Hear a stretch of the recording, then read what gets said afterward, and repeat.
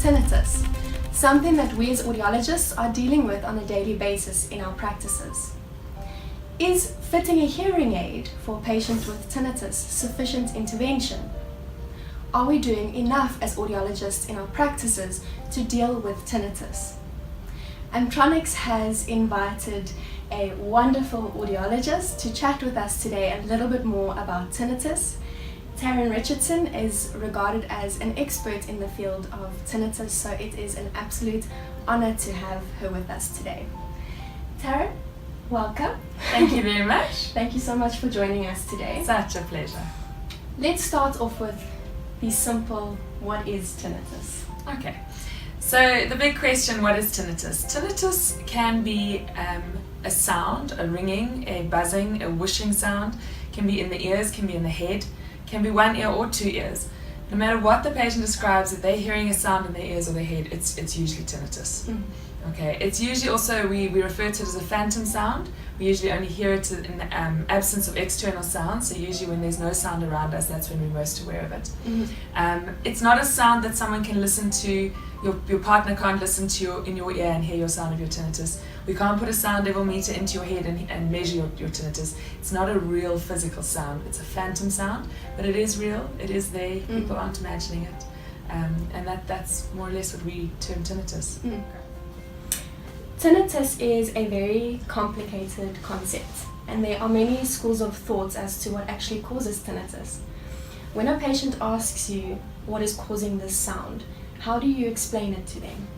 So it obviously depends on the patient, because there's a number of different what we call triggers as opposed to causes. Generally what we find is with tinnitus, 90% of patients who have tinnitus also have hearing loss. So there's only 10% of patients who don't have hearing loss. Now that could be looked at as, well, hearing loss causes tinnitus, but it's not so much the case. All that hearing loss does is it makes you more susceptible to getting some ringing or some buzzing in the ears. If you are someone who is more susceptible, and you pair that with a type of person who worries a lot, a type A personality type, someone who is quite an anxious person, maybe suffers from depression, stresses a lot of the time, those are your type of patients, together with a bit of hearing loss, that are very likely to get some tinnitus. Now, what then happens is there's always a trigger. So something then happens to that person, be it about a stress or trauma, a death in the family, a specific incident. It could be that they go onto a new medication. It could be that they have muscle tension. There's so many different triggers that can then spike the tinnitus. That basically then elevates the tinnitus levels in that person's ears or head. And that, in essence, is what causes the tinnitus. It's not so much one or two things. It is so many different things that can cause tinnitus in different individuals. So very, very psychological, actually. A lot of the time, quite psychological. Okay. And do you have intensive sort of interviews with these patients to sift out all of these potential risk factors? So we have to do an intensive case history. Not just a general case history like we would do just for hearing loss.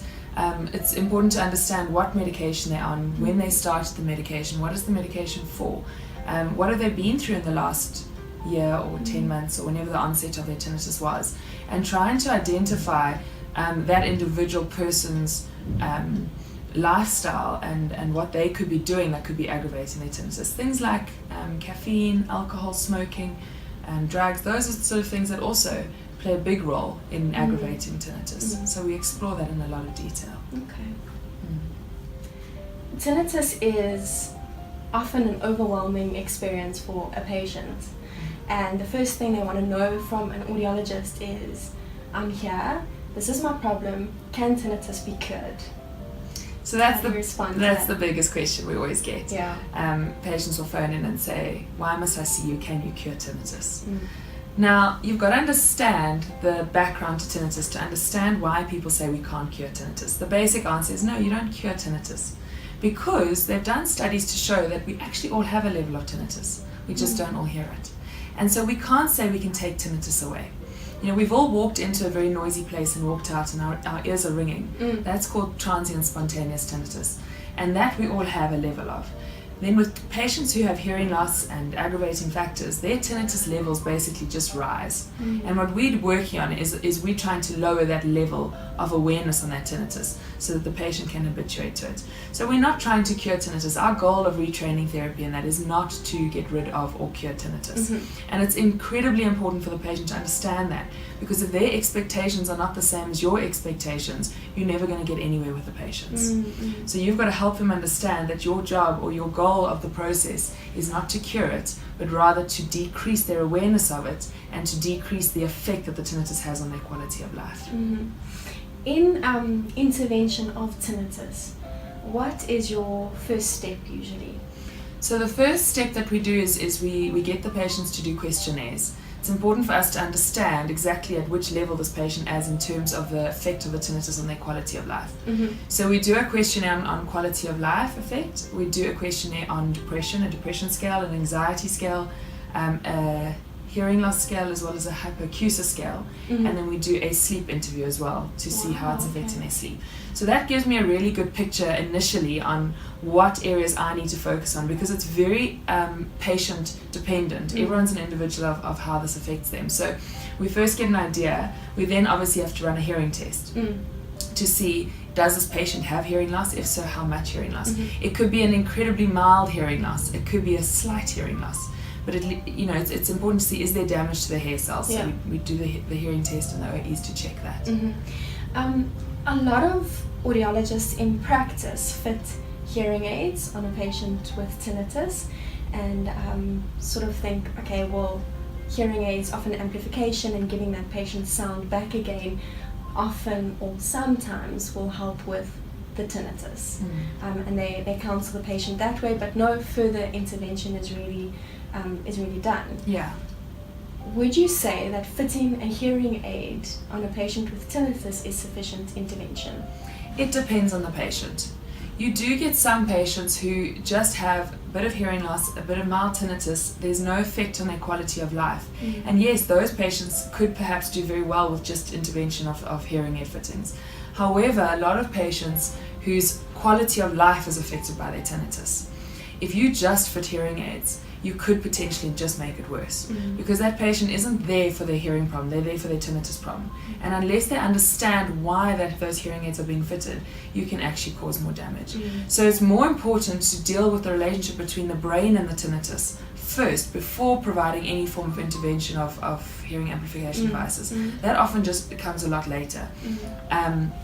So it depends entirely on the patient and their situation, but if they are being affected by their tinnitus, I don't believe that hearing aids are the main intervention. Okay. And hearing aid companies, a lot of them have tinnitus maskers. Do you utilize the tinnitus maskers often in intervention with the patient tinnitus? Do you find it effective? Or do you choose to take a different route with regards to So that's masking? an interesting question. A lot of hearing aid companies ask me that. And yes, I do utilize the masking in the hearing aids, but more as a way of showing the patient that we understand that the hearing aids have something specifically for them, because their initial reaction is, I don't need hearing aids, I'm not here for hearing. But if they think there is something in the hearing aid that helps them, like a masking device, then it often from a counseling perspective helps them accept those hearing devices. What I do find in my experience is that most patients who we fit with maskers will use the maskers successfully for the first month or so, but thereafter they find that the amplification together with the counseling is sufficient enough. And very few of my patients with maskers will use them long term. Okay. Tarryn, there are a lot of misconceptions about tinnitus. What are some of the misconceptions that you find you deal with often? One of the biggest ones is that people feel that the tinnitus is in their ears. They feel that sometimes when it's so severe, they say to me, can't we just cut off their ear? Can't we just stop them from hearing? And they've done many studies or they've had previous experience where an ENT has severed the auditory nerve to cut off the level of the hearing. And what we have found is that the patient still hears the tinnitus, which has proved to us that the tinnitus is not located in the ear, it's definitely located in the brain. And that's a very common misconception from the patient's side, and quite mind-blowing when they hear that actually it's not in their ears, it's in their brain. That's sort of the biggest misconception. Yeah. And what would you say is what does an average therapy plan for a patient with tinnitus look like? Okay, so like I say, we do the questionnaires, then we do a hearing test. That's usually the first session, and I give them a little bit of an understanding on what sort of triggers that they can be aware of and aggravators on their tinnitus. Give them a couple of rules, like to avoid silence, because you always hear that your tinnitus is more in silence. Things like go on to multivitamin, avoid excessive noise exposure. So there's quite a few rules that I go through. Then going forward, I then assess whether or not this patient needs further intervention. Some patients, one session is enough. They just wanted a basic understanding that tinnitus is safe, they don't need to fear it, that they're fine, they don't have a tumour in the head, there's no serious hearing loss. Other patients who are affected quite severely by their tinnitus, they then get referred further for TRT, which is tinnitus retraining therapy in my clinic. And they then come back for a second or third session where I go through with them more from the education side on what is tinnitus, how does tinnitus work, how do you manage tinnitus, give them some tools, day-to-day tools on what they can use to manage their tinnitus. After about 2 sessions of TRT, if they are still struggling with their brain's relationship with the tinnitus, if it's really still affecting them, which is based on questionnaires at each session, I can monitor that. I then refer them across to my CBT clinic. And in the CBT clinic, we then focus more on their negative automatic thoughts, so their automatic reaction to the tinnitus, and we try to change the way that they're reacting to their tinnitus, where we explore their core beliefs, we explore where these thoughts are coming from, and I help them to find ways to change their own thoughts. So that's not so much a teaching as opposed to a facilitation of them learning how to move from negative automatic thoughts more to neutral thoughts on their tinnitus. And did you go on further courses to learn about how to do this, how to do the CBT therapy? Yeah, I've always had a very strong interest in tinnitus since university days. And at ComServe I did mainly tinnitus, I really enjoyed it. And then after that I decided to go to the UK and did a master course in tinnitus there.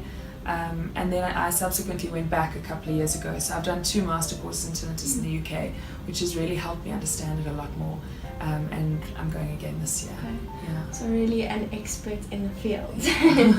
And last question. What advice would you give to audiologists that are dealing with patients with tinnitus on a daily basis? So basically what I'd like to say to audiologists is when you see a tinnitus patient, always try to assess, is this patient's lifestyle being affected by their tinnitus?